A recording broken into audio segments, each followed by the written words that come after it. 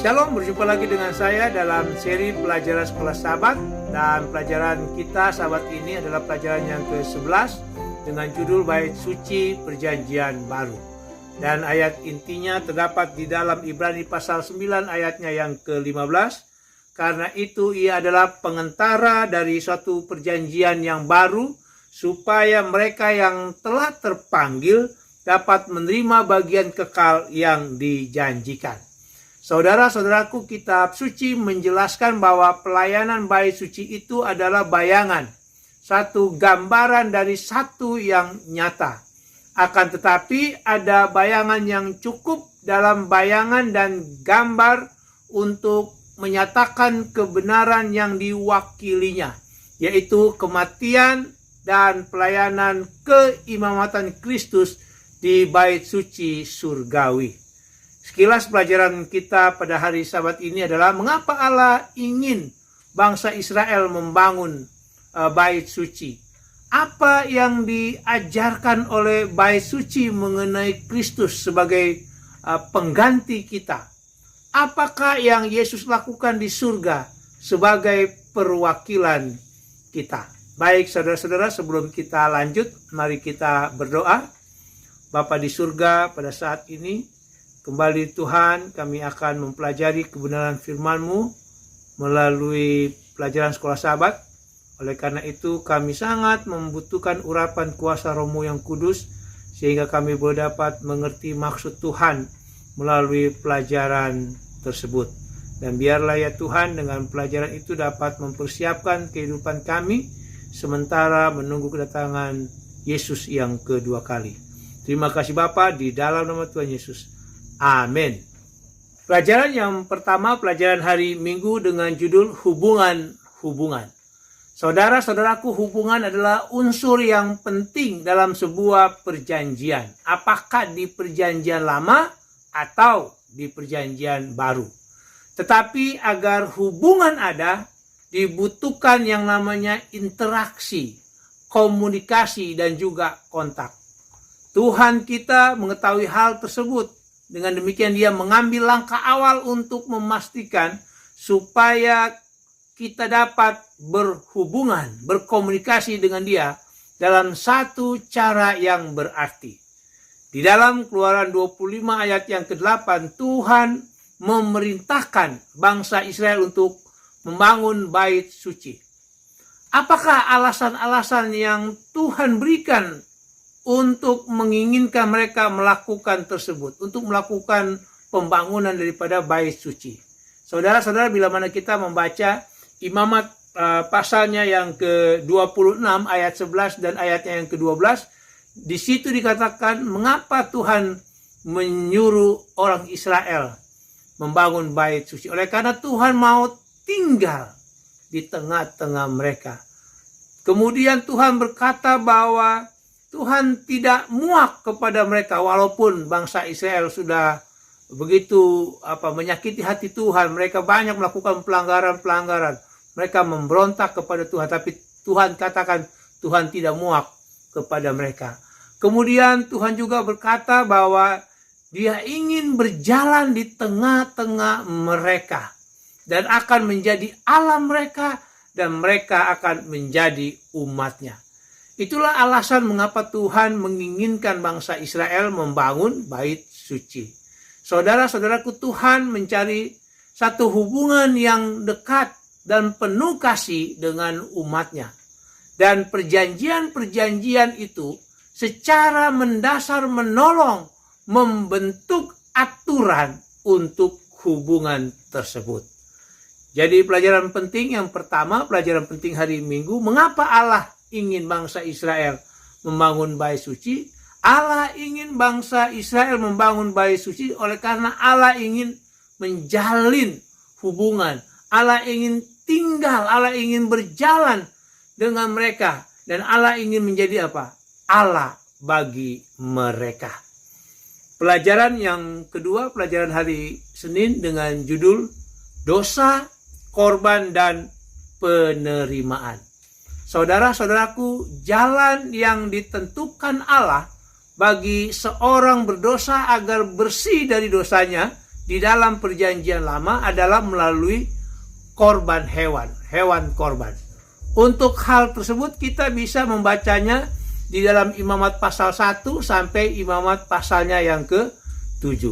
Saudara-saudaraku, penggunaan dan memercikan darah hewan korban yang dilakukan dalam upacara korban bangsa Israel adalah satu gambaran yang menyatukan. Apa maksudnya satu gambaran yang menyatukan? Oleh karena di mana seorang yang berdosa yang telah merusak hubungan perjanjian dan hukum dapat dipulihkan di dalam persekutuan penuh dengan Allah dan manusia. Caranya yaitu dengan membawa seekor binatang korban sebagai pengganti. Saudara-saudaraku, korban-korban dengan semua upacaranya, semua itu dilembagakan untuk membersihkan orang berdosa dengan memindahkan dosa-dosa dan kesalahan pribadi ke bait suci melalui pemercikan darah. Dan korban-korban itu mengubah status orang berdosa dari bersalah dan patut menerima kematian kepada status di mana mereka diampuni, mereka dipulihkan kembali dalam hubungan perjanjian Allah dan manusia. Tetapi saudara-saudaraku, itu semua dalam satu pengertian bahwa hewan korban itu sifatnya nubuatan.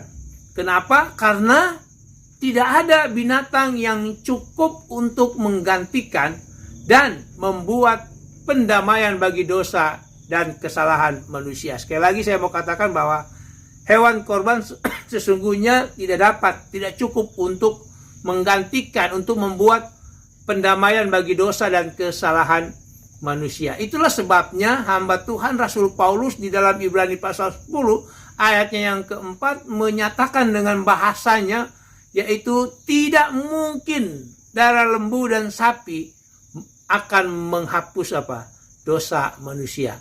Jadi saudara-saudaraku, hewan korban itu menunjuk atau melambangkan ke masa depan, yaitu pada kedatangan hamba Allah yang adalah manusia ilahi yang akan mengalami kematian pengganti, kematian karena dosa-dosa manusia.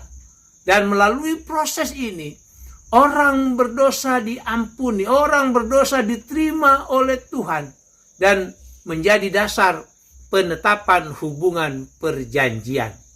Jadi pelajaran penting yang kedua, pelajaran penting hari Senin, melambangkan siapakah hewan korban di dalam pelayanan bait suci.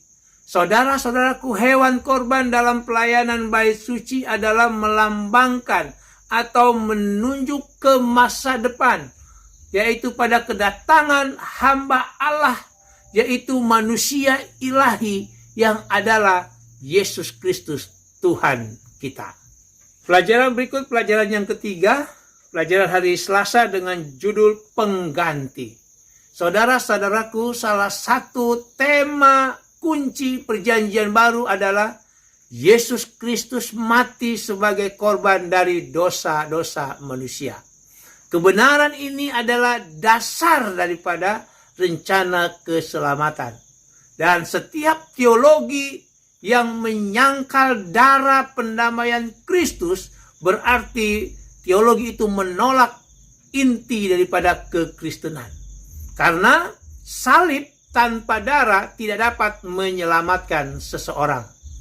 Dan kata pengganti adalah kunci dari rencana penebusan secara keseluruhan. Karena dosa-dosa kita, oleh karena dosa-dosa kita layak mati, saudara-saudara. Tetapi Kristus oleh karena kasih-Nya bagi kita, di dalam Galatia 1 ayat 4, hamba Tuhan Rasul Paulus mengatakan menyerahkan dirinya untuk dosa saudara dan saya. Saudara-saudara, kematian Kristus sebagai pengganti orang-orang berdosa adalah kebenaran agung dari semua kebenaran. Inilah pengharapan kita untuk pemulihan, untuk kebebasan, pengampunan, kehidupan kekal di surga. Semua itu terletak pada pekerjaan pengganti yang Yesus lakukan, yaitu menyerahkan dirinya sendiri untuk dosa-dosa kita. Karena keselamatan hanya melalui darah, yaitu darah Kristus. Itulah sebabnya, saudara-saudaraku, seorang hamba Tuhan, Ellen G. White, di dalam bukunya The Faith I Live By, halaman 100 menyatakan, bukanlah kehendak Allah jika saudara dan saya penuh dengan ketidakpercayaan dan menyakiti jiwa kita dengan ketakutan bahwa Allah tidak akan menerima kita karena kita penuh dosa dan tidak layak.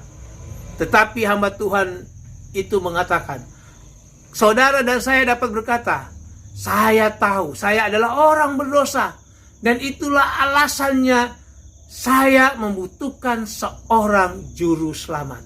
Saya tidak punya kebaikan atau jasa untuk mana saya boleh menuntut keselamatan selain mempersembahkan di hadirat Allah darah pendamaian daripada anak domba Allah yang tidak bernoda, yang menanggung dosa dunia. Hanya inilah permohonan kita. Itulah kutipan daripada seorang hamba Tuhan.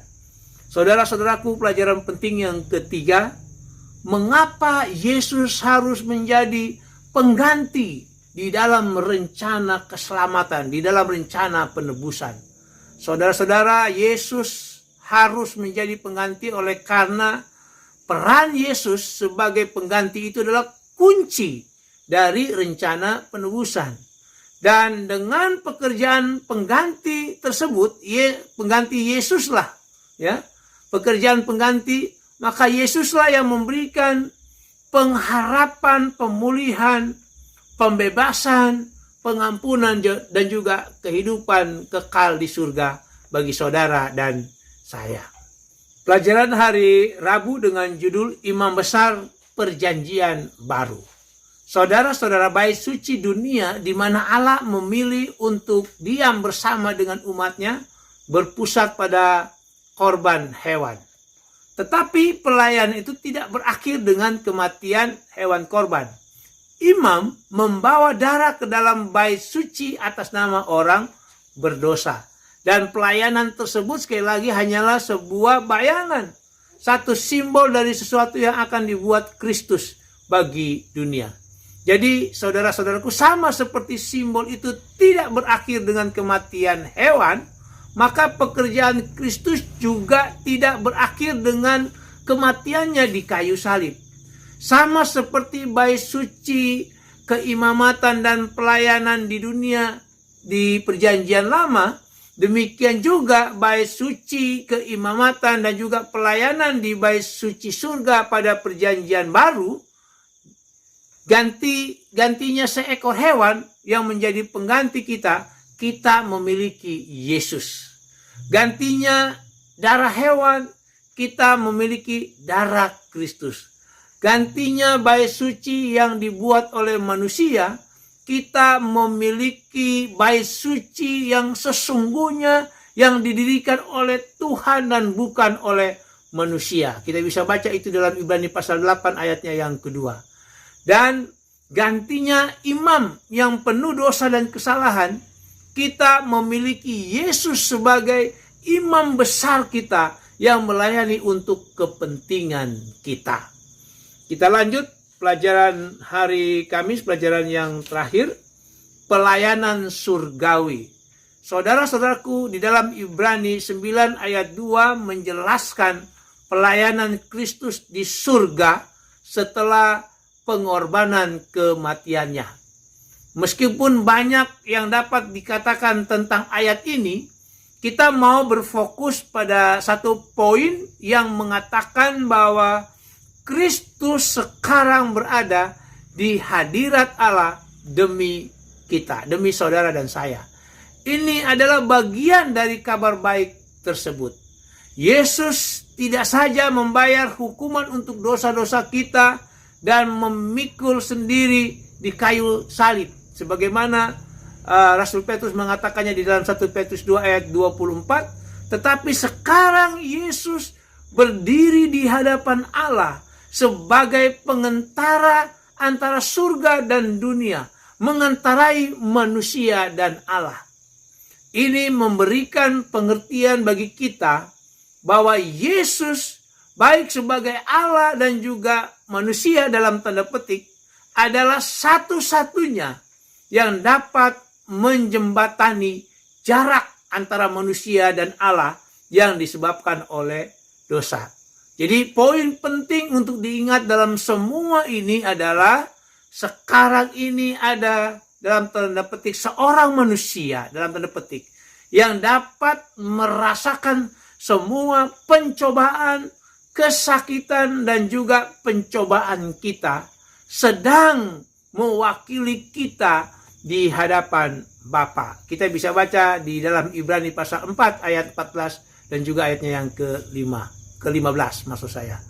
Kabar besar daripada perjanjian baru adalah sekarang oleh karena Yesus, orang berdosa yang bertobat memiliki sekali lagi seseorang yang mewakili kita dalam surga di hadapan Bapa.